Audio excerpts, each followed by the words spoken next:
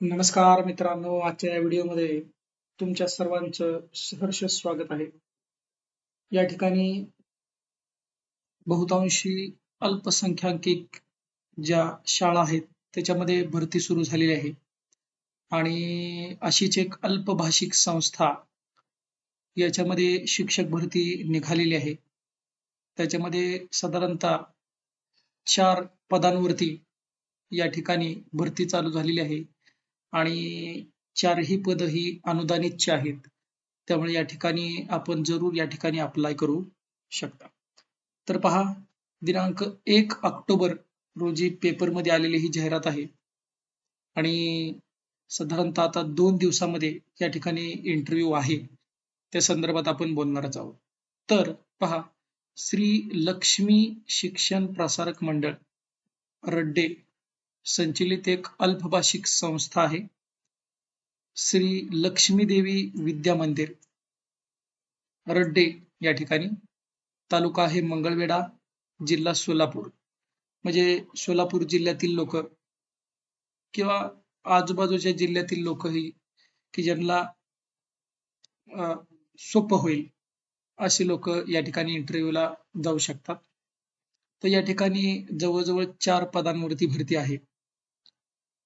या ठिकाणी पदाचे नाव आपण पहिल्यापासून सुरुवात करू. नंबर 1, शिक्षण सेवक इयत्ता 5वी साठी हवा आहे आणि त्यासाठी शैक्षणिक पात्रता HSC म्हणजे 12वी, D.Ed सायन्स सब्जेक्ट पाहिजे आणि TET किंवा CTET या दोन्हीपैकी काहीही उत्तीर्ण पाहिजे.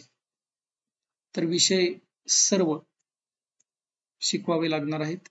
पदसंख्या 1 आणि 100% अनुदानित हे पद आहे या ठिकाणी. नंबर 2, सहशिक्षक जे की आता 9वी ते 10वी साठी लागणार आहेत. त्यांचं एज्युकेशन पाहिजे BA B.Ed आणि विषय आहेत हिंदी, भूगोल. यासाठी देखील पद आहे एकच. हे 40% अनुदानित पद आहे, म्हणजे अंशतः अनुदानित. हे सर्व व्हिडिओ पाहणाऱ्यांनी लक्षात घ्यावे. त्याच्यानंतर नंबर 3 वरती आहे शिक्षण सेवक, परत एकदा इयत्ता 6वी ते 8वी. एज्युकेशन पाहिजे BA B.Ed आणि TET किंवा CTET उत्तीर्ण.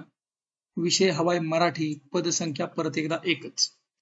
100% अनुदानित हे पद आहे. त्याच्यानंतर नंबर 4, शिक्षण सेवक इयत्ता 9वी ते 10वी. एज्युकेशन BA B.Ed किंवा BSc B.Ed चालणार आहे. म्हणजे सायन्स मधून पदवीधारक असलेला व्यक्ती किंवा आर्ट्स मधून पदवीधारक असलेला व्यक्ती इलिजिबल आहे.